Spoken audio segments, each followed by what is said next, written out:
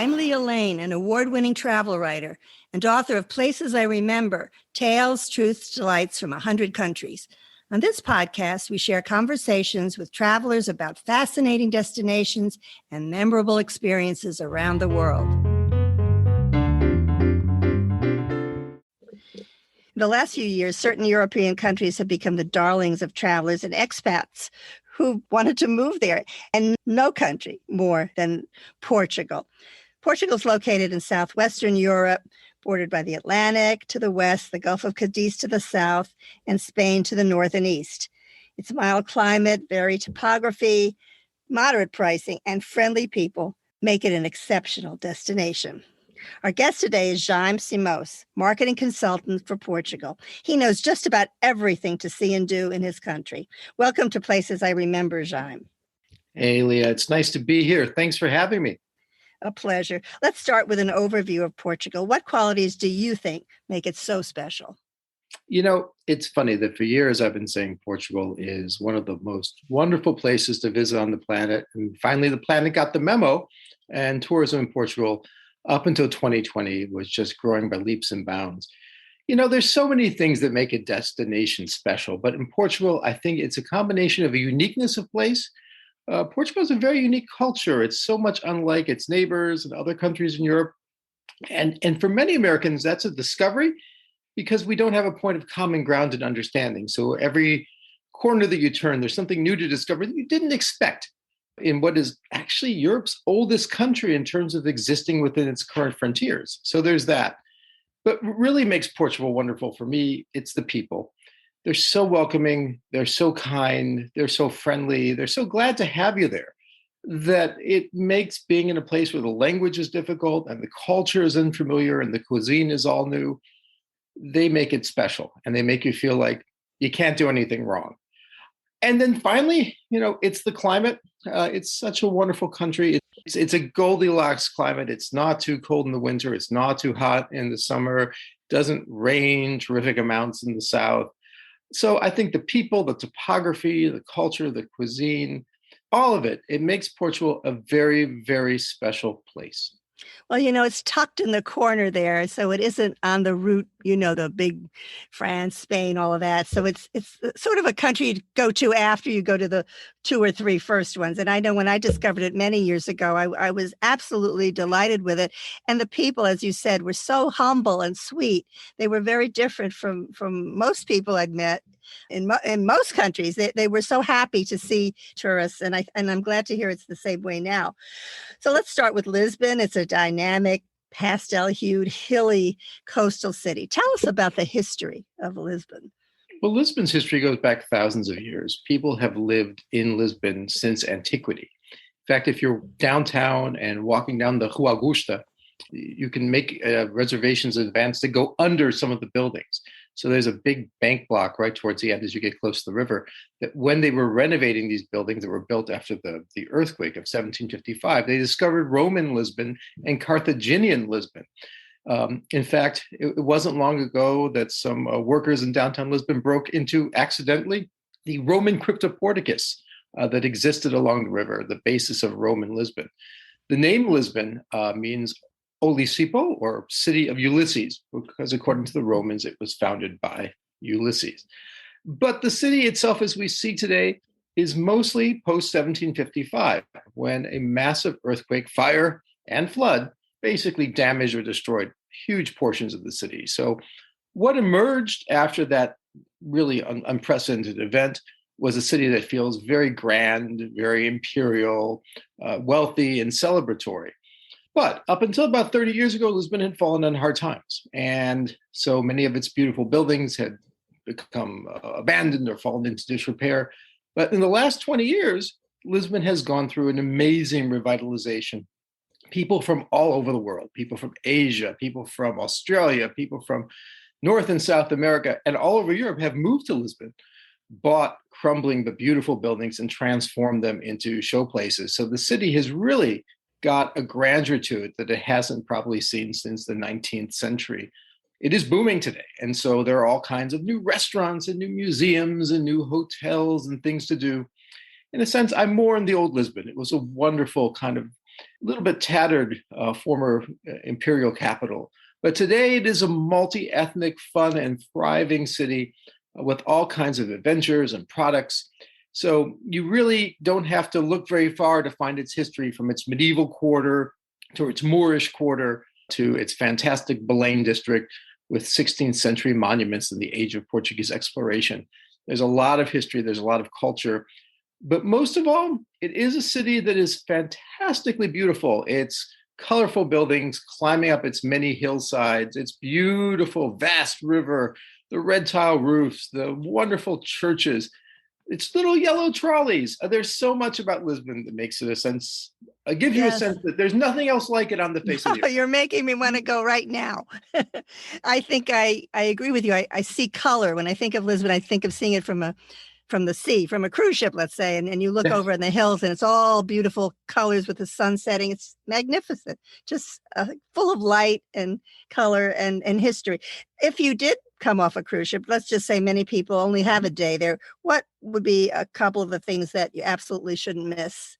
Yeah, that's a great question, because there's so much to see and do in Lisbon. I almost say throw the guidebook away and don't hit the popular points. Everyone's going to head to see the Jerónimos Monastery, but you're probably going to wait in line for an hour to get in. I think what you want to do is try and get some of the off the beaten path places in Lisbon that most tourists don't go to.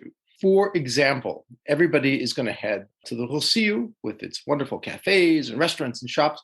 Well worth it. But if you're down there, don't take the Eiffel-style Santa Justa elevator up top, because you're going to pay 5 or 6 euros and see nothing. And in COVID, being in an elevator is probably not a good idea. Walk up and tour the most stark monument, Carmo Monastery, to the earthquake of 1755, a beautiful church built by the sainted Constable Nuno Alvares Pereira in the 14th century. Its roof collapsed in the earthquake, and it really is the only place that you can get the kind of the power and horror of that day of November 1st, 1755. Wow. But while you're up there, there's a wonderful park not far from there, São Pedro de Alcântara, that has sweeping views of the city. A lot of tourists don't know about it. You can see the castle on the hill across from you. And it's not far from the wonderful Church of São Roque, which has a chapel in it. So it's a Baroque church, but it has a chapel in it. It was given to the King of Portugal by the Pope, and has amazing lapis lazuli blue marble that is just out of this world. So it's to dig into these kind of things. One of my favorite ways to see Lisbon, people take trolleys, and certainly they're fun. But most tourists don't realize that for a couple of bucks, you can take a cacilheiro, a ferry boat, across the Tejo River to Cacilhas on the other side, and get these stupendous views of the city. And when you're over there, there's a historic boat that you can visit. There's a statue of Christ in His Majesty. There's the famous Ponto Final restaurant. So it's getting off the beaten path and looking for the undiscovered parts of Lisbon. One of my favorites, and I'll end with this, Lisbon hacks. Portuguese food's terrific, but if you're in Lisbon, try and find a Goan restaurant. So Goa was a Portuguese city in India for 450 years, and the food that emerged there is so unique and different from the rest of India. It's a really cool combination of Portuguese ideas and Indian implementation. Goan food is phenomenal. You know vindaloo, of course. Yes. That's Goan. It's vinha de alhos. If you haven't had vinha de alhos at a chamuça, you should try it. Goan food is fantastic. And there's several really good restaurants featuring Goan food in the historic part of Lisbon. Fabulous. I love your ideas. Let me ask at night, locals go to fado clubs. Tell us about fado. So fado is one of those things that you have to hear it to understand it. It's a traditional Portuguese form of music. Some people compare it to flamenco. I think that's unfair to both flamenco and fado. We believe that fado's origins goes back to the Middle Ages and Provençal poetry, but it certainly saw a golden period around the time of the Portuguese Civil War in the mid-19th century. Today, fado is one of those things that has found a new soul and a new generation of young fado singers. But if you're looking for a fado house, I would say look more to the Moreria and the Alfama than to the Bairro Alto. Go for the fado houses that are more driven towards locals, like Café Lusa, and not towards tourists, and where anybody can walk in off the street in some of these fado houses and sing a set of fado songs, the postman or the clerk from the store or the cafe. But a couple of things you need to know about fado. It is cathartic. People describe these as sad songs. They're not. They're very sad, yes, and about loss and longing and tattered relationships. but there's a certain ability to cleanse your soul with the sadness of this music to make you actually feel good. So when Portuguese go to hear fado, it actually makes them feel better about things. It sounds like the strange. blues. It sounds like It a is like version the of the blues. blues. Yes, very much so. Very good comparison. So anyways, so try and find one of these local fado houses where local singers sing and Portuguese people go. But the number one rule is the later you go, the better the music. And the number two rule is be quiet, be silent. It is respectful, because in Portuguese we say, silêncio vai se cantar o fado. Be quiet, we're going to sing the fado. That is a sign of respect to the person singing, and enjoy it. There are more tourist-oriented clubs that do more of a floor show, and those are fun too, but that really isn't the fado. That's more of a stage thing, and it's fun to enjoy. But I say, go hear the real fado. Hear the soul of Portugal laid out in all of its beauty. Absolutely. Sounds fabulous. Now, just to the west is a very affluent area, beachy coastal region called the Portuguese Riviera by some, where we have several wonderful things. Tell us about what we should not miss there. Well, so getting west of Lisbon isn't hard. You've got a really good rail service that will take you to Cascais, Estoril, and to Sintra. These are kind of the highlights for many people who are visiting Lisbon. Let's put Sintra at the top of the list. This is a royal town. There are not one, but two royal palaces, one medieval, one late 19th century kind of Portuguese Victorian. There is an ancient Moorish castle. There are all kinds of palaces that belong to the nobility because the court was there if the king was there or the queen was there. So it's a really architecturally speaking, beautiful town, lots of monuments to see and enjoy, great food, great restaurants. Very posh as well, and a very cool climate. So even in the summer when it's warm, Sintra will always be 10 degrees cooler than Lisbon. Yeah, it's beautiful. Oh, I think it's an Instagrammer's dream. I would say I see it all the time now because it is a fairy tale area. But get there early. The palaces do tend to draw crowds, and the Quinta de Regaleira and other places can be very busy. If you have a car, you can then drive down to Colares, which has a wonderful winery and some great restaurants, and end up at Cabo da Roca, which is the westernmost point in continental Europe with some spectacular cliffs that you can overlook. And then you can kind of wind down the coast past Guincho, which has phenomenal beaches and wonderful surfing and some very nice but pricey seaside restaurants, and end up in Cascais and Estoril, which again, it's what people often say is the Portuguese Riviera. These are very wealthy towns, once fishing villages, but it turned out in the 19th century that many deposed kings and queens thought it was a good place to go live. So there's some very spectacular architecture, wonderful museums, very chic restaurants along the ocean beaches. These are but affordable by European standards, expensive by Portuguese standards, but it's still a nice place to spend the day, especially if it's sunny out. So many things to discover, places to walk around in, great shops selling tiles and antiques and high-end shoes and all kinds of really nice clothing.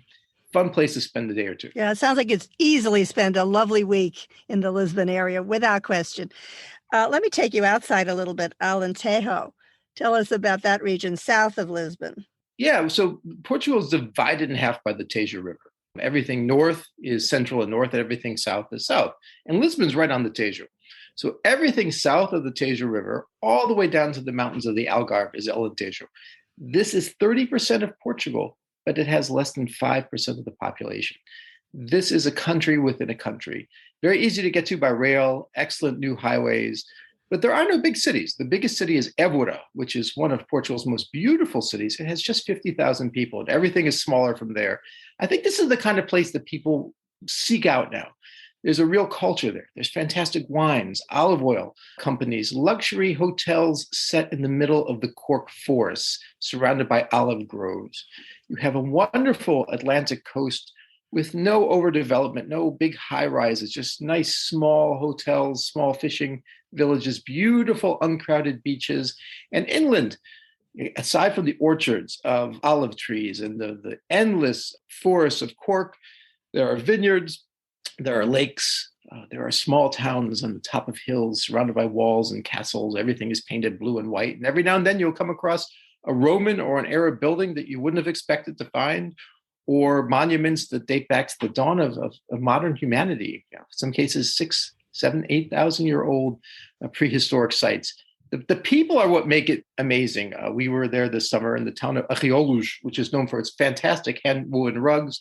I speak Portuguese fluently. We're walking around looking for a restaurant that had been recommended to us An older gentleman was also walking down the street, and I said to him in Portuguese, "Hey, I'm looking for o Alpendre. You know where that is?" He's like, "I'll show you how to get there." And he took us 10 minutes out of his way. He walked us to the door of the restaurant and wished us a good day. They're that kind of people. They are so welcoming, so kind, so sincere. They're happy to have you in their part of Portugal. And so I say, if you go to the Alentejo, be prepared to meet the nicest people in Europe. Be prepared to have some of the finest wines, Oh my really goodness. cool food. I want to go right now. It's the place you want to go to get away from things and see the Yes, stress melt away, because that's what the absolutely. Alentejo is all about. Well, we do know about the Algarve along the southern coast because of its beaches. What would you say are a couple of the very best beaches there? So to enjoy the Algarve, you have to go where everybody else isn't. And so for me, and I'm going to share the secret as a Portuguese with you now, avoid the big beach towns like Vila Moura and Lagos, and of course Albufeira. Head to Castela Velha, which is one of the last and only well-preserved historic towns on the coast of the Algarve. It has a fantastic beach with no people. There's a simple parking lot, great little restaurant, a sweet little town with a ruined castle and some historic churches, and it's just a wonderful, wonderful place to go and enjoy a few days. If you can find a place to stay nearby, do so, because there are no hotels. It's the way the Algarve used to be before development arrived. But there's other places I love in the Algarve too. Tavira is a great city, very nicely historically preserved, good restaurants, beautiful downtown, wonderful bridge, not that far to Castela, and all the islands of the barrier beaches in the Ria Formosa Natural Park, it's kind of the middle of the Algarve. You have to get there by boat, but there are some beautiful, beautiful beaches. Again, just not a lot of people. I'm a huge fan of Sagres and the area around Sagres, which is the westernmost point of the Algarve. Again, it's one of the areas that's also been preserved in terms of the environment, and overbuilding has been prohibited. Very nice town, nice beaches, some really good hotels, very sweet, and great surfing up towards Algesur, which has wonderful beaches. It's also within that area that is conservation of the Costa Vicentina Park. Finally, I would like to put a plug in for Vila Real de Santo Antonio. This is right on the mouth of the Guadiana River across from Spain. It is the prototype for Lisbon. So when Lisbon was being rebuilt in the 18th century, they looked to Vila Real, which had just been constructed a couple decades earlier. It was built by the Portuguese king and his first minister, the Marquis of Pombal, to send a message to the Spanish, who had been poaching fish in Portuguese waters. So they built a very impressive city out of nothing right across the water from Spain and made it a major fishing port. It has the same architectural design, layout, and feel of downtown Lisbon, except instead of being 3 or 4 stories tall, the buildings are just 2 stories tall. But it's a very cool place, quite lovely, and for the most part, undiscovered by tourists. Very, very cool. That I have not seen, and I want to go. Now, I don't want to leave this area because you're making it sound so wonderful as it is. But a few hours up the coast, a short drive or train ride on the Douro River, is the city of Porto. And everybody loves Porto. They're discovering it. And I love it too. So what is it about Porto? I compare it. I mean, I think of Lisbon as sort of LA and Porto as San Francisco. That's my concept of the two cities. They're both great. But tell us what makes Porto special. I think Porto is, like Lisbon, a unique combination of factors. First, again, it's the people. Northerners in Portugal are very different than Southerners. They're a little bit more old-fashioned. They have a wonderful twangy accent in the way that they speak. And you can meet somebody from Porto, and you immediately know that they're from Porto. But what makes Porto wonderful, I think, is its architecture. It's granite-faced buildings with bright and wonderful tiles set alongside the mouth of the river Douro. The way the city kind of scales up from there, all of its big squares, its elegant avenues, its wonderful bridges across the river. And then Gaia on the other side, full of port wine companies where you can go and sample wine and hike some pretty steep hills. Porto has a bustling kind of commercial feel to it. You can tell it's a prosperous city. Yet its oldest parts, the area around the cathedral, they are very real and very authentic. There's lots of great little restaurants and historic buildings, but very well preserved. Porto just seems to have the right combination of being a real place that hasn't been over gentrified, with really nice public spaces and great buildings that have been restored and lit at night. And of course, then there's the food. Anybody who's Portuguese will say that the best food in Portugal is in the north. And Porto is a great culinary city, a better culinary city than Lisbon by far. Excellent wines. And of course, when you're there, you have to try the world famous francesinha sandwich. I had it. I can't explain it. It's big. That's It's all I'll big. tell you. Well, according to what I've heard, is it was invented in the 50s by a restaurateur who had taken his inspiration from the croque monsieur in Paris, but he took it like several steps higher. So you've got a sausage, you've got a steak, you've got ham, several layers of bread, cheese on all sides except the bottom, an egg on top, and it's floating in this wonderful secret beer sauce with French fried potatoes. Not a meal you're going to forget. Not a meal to have if you're not hungry. We'd recommend it for lunch or dinner. But that and a super bulk beer, and my gosh, that is a typical Oh Portuguese boy. experience. Then you go on the hills and then Yes, you walk a little. you walk along the hills, yes, and walk along Yeah. the river and take a trolley. Porto has its own trolleys that run from the riverfront area downtown all the way to Foz do Douro, which is a beautiful part of Porto that is right where the Atlantic meets the Douro.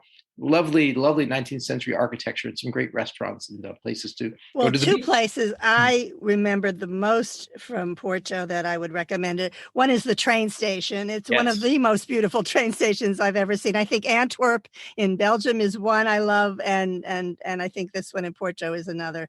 It's It's Porto filled São with Bento tiles and Station. history. Yes, you go in the Yeah. main room is got historic scenes of Portuguese history on all four sides. It's quite impressive. It's And beautiful. yes, and from São Bento Station you catch the connecting train to the more modern Campanhã Station, where you can be in Lisbon in 2.5 hours. That's an hour less than it takes to drive Wow. because it's high The other speed. place is very popular now. You have to get a ticket to get in. Nobody even reads the books, but it's Lello Bookstore, which Yes. is an Art Nouveau gem with a staircase to die for. And I highly suggest, even though you may have to pay a little bit to get in, to go inside there. It is exquisite. I Go remember early, that not late. Yeah, don't go late. Go early early. in the morning. Yeah, if you Absolutely. want to get because I mean now things are a little bit slower, but Harry Potter fans will recognize the architecture, supposedly inspirational in the way some of those buildings look. Exactly. I always recommend going off season and off hour. Always go as early as you can and off season if you can. But even if it's a bit crowded, this one is gorgeous. It I is. want to just ask you quickly about river cruises. I know now people Yes. are going on the river north to south. I guess with the situation right now, we're not sure what's going on, but that's another way to see the entire country from the river, the Douro or whatever. And I think that would be gorgeous. I did not do that, but what do you think? I think I haven't done the cruise, but I've seen the boats, and they're very nice, small river boats, very elegant, proportionally the right size. I think that you have a more intimate experience. They cruise all the way up the Douro, in some cases into Spain. So you can do a week or 6-day cruise. The Douro is beautiful. Let's just say, get that out of the way. It is terraced. It meanders. It is just lovely. The harvest is usually at the end of August, beginning of September, but it's lovely any time of the year. Obviously, in the winter could be cooler and more rainy, but from a cruise ship, it's still absolutely breathtaking. But it's not the only option. So the cruises are there, and you could take anything from an afternoon cruise to a week cruise. But there's a historic train that runs along the river too. There's a couple. There's just a passenger train that CP does for tourists, and there's a new presidential train that's high luxury in beautiful restored carriages. So you can take the train along the river as well to Pinhão, or you could drive. The road along the river is very windy, but very enjoyable. And finally, there's new hiking trails along the Douro and above the Douro, some of them that connect into the Camino de Santiago trails. So you could hike, you could drive, you could take the train, a steam train in some cases, or you can take a cruise ship. The Douro is one of the special places in Europe, without a doubt. Well, I just want to go, but I have to stay somewhere. I know lodging varies from modest to grand luxury, but I want to ask you about pousadas. I stayed in a pousada when they were just open many, many years ago. They were exquisite. Tell me what the situation is with that today.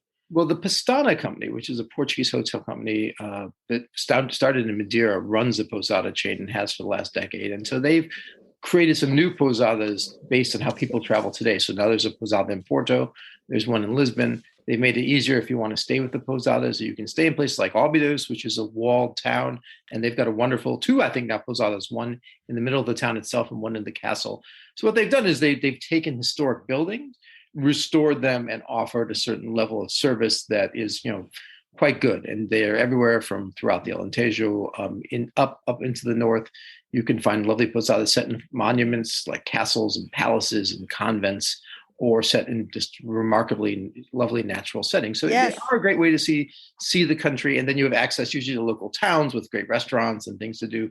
So that's one way to plan your trip. They're quite nice. And if you check on their website, they often have some very good deals. I remember when we went, my children were very young, my two sons, and I remember what they said because we were going to pousadas one after the other. And my son said after about 3 or 4 times, do we have to stay in another castle? He wanted to stay at a Holiday Inn or something.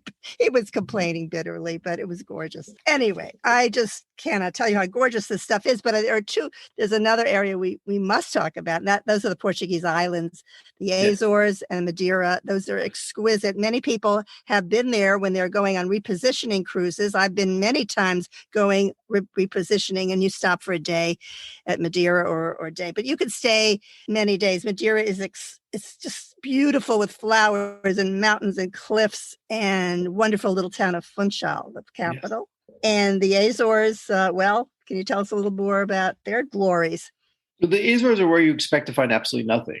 2,000 miles from the U.S.'s, for our east coast, and 1,000 miles off the coast of Lisbon. So they're really in the middle of the Atlantic. They're there because of volcanoes and a series of volcanic events that happened millennia ago.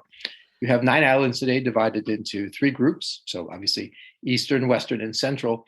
Each island is a little different. Each island has all kinds of wonderful surprises. The highest point in all of Portugal, Pico Mountain, 7,700 feet above sea level, is an island in the Azores. So it goes from that to the phenomenal island of São Miguel, which is the main island in the Azores. It has about half the Azores population on it.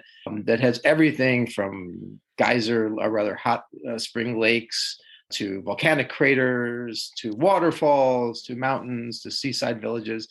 What's nice about the Azores, aside from the people who are wonderful, aside from the food that is fantastic, aside from the beauty of the nature, it's like no place else. And every island is a little bit different. Like I love Terceira with its main city of Angra, that is one of the most historic cities in all of the Azores, a beautifully, lovingly restored city that has a great 18th century feel to it.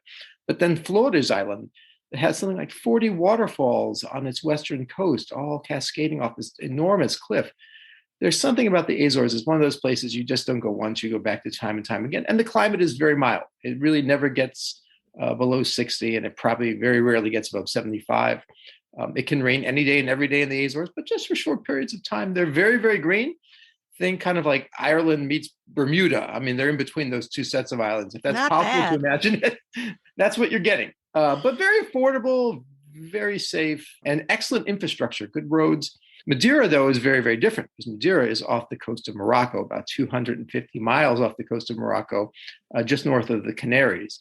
And this is a beautiful volcanic island where the volcanism is much older and therefore not inactive. So no hot springs, really, no smoldering fumaroles. But what you get is an island of just remarkable forests, where 2/3 of the island is conservation land, and the majority of the population lives on the south coast in and around the bustling, big, bright city of Funchal that seems to have everything from wonderful gardens to fantastic. I love their doors. They paint their doors with the most graphically, clever as you go walking through the restaurant area. It's so delightful. Santa Maria Street in the old part. Yeah, the doors are all brightly painted, and then there's some great restaurants and really cool shops. There's an old fortress there, which has an art museum in it. But the climate is like Hawaii. Even in the winter, it very rarely gets below 70 or 68 degrees. People are quite nice. The food's terrific. But it's very cosmopolitan now. They have a casino and, sky riding cable cars. But once you leave Funchal, it becomes much more rural. And exploring the southern coast is so much fun because there's all these great little towns. Yes, I have to say, we ate lunch. We went up very high in the mountains, and we had a lunch that had all chestnuts. It was in the chestnut area. So every course was chestnut related. It was fabulous with this view of the mountains. It was something else. It's a great place to go in January, February, March. And there is now a new weekly nonstop flight from New York for the first time ever. Before, you'd have to fly for Lisbon, but you can fly on a variety of airlines. So yeah, Madeira is certainly unlike the rest of Portugal. It really feels like it is a tropical destination. Yeah, but I predict going now as soon as you can. Let's put it that way before everyone discovers it. Well, it's still, absolutely special. Yes, the climate is phenomenal. Yeah. And it has a sister island of Porto Santo that has one of the nicest beaches in all of Europe. Well, Madeira has hardly any beach because it's volcanic. Porto Santo is nothing but beach. So you can get the best of both worlds. Well, I'm sold on Portugal. So, Jayme, the name of the podcast is Places I Remember. Would you share with us one of your favorite memories of Portugal? Yeah, I have so many, and I was so lucky to have been a teenager and get to spend every summer there with my family and explore the country from north to south. My family is from Coimbra, which we didn't talk, which is in the central part of the country, which is also phenomenally beautiful. But if people, say, is there a story that kind of sums up Portugal to you? For me, it's this. It's probably about 18. We're driving to the Algarve where we're going to spend 2 weeks. We're going through the Aletejo. Back then, there were no highways in Portugal, so all the roads were 2-lane and windy, unlike today where all the roads are 5 lanes or 6 lanes. We came to the town of Ponte.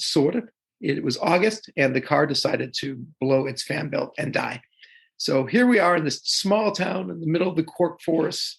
You would think that we would be hard on our luck, but we weren't. There was one man who had a garage there. I remember him. He's Mr. Sperto. This is 30-some years ago. He was fantastic. He said, I'll take care of the car. Here's a restaurant. Go have lunch. And then come back and we'll tell you what's going on. We did. It was very good food. Went to his garage. And this was a Sunday, so he came in just to help us. He said, I'm sorry, your fan belt's blown. I've got to change a head gasket. Here's what we're going to do. My friend's going to drive you down there today so you don't miss your holiday. And in a week, when the car's done, I'll have it delivered to you. Oh, my goodness. What? Oh, my goodness. What did all this cost? It was like 800 escudos. It was like $120 to get. I mean, it was just so amazing that this man was so nice, so kind, helping somebody who was completely out of luck on a hot summer's day in the middle of literally nowhere. That's the kindness of the Portuguese people.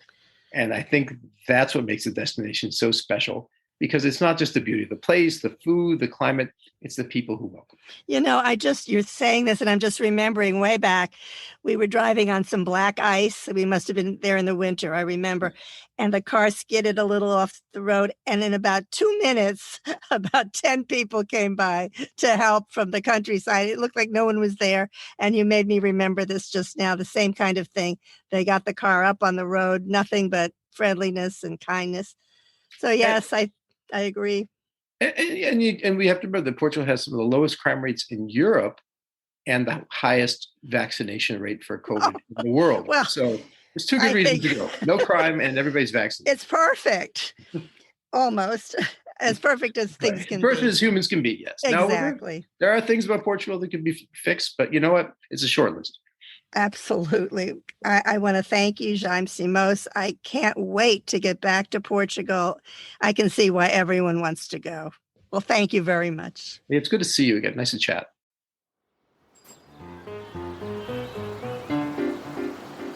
Thanks for listening to our award-winning podcast. We've recorded over 100 episodes of Places I Remember, so follow us on any podcast app.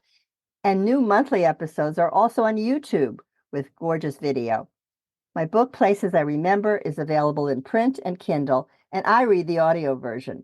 Follow my travel writing at Forbes.com. Contact me at the links in the show notes or on my website, placesirememberlealane.com, and keep making your own travel memories.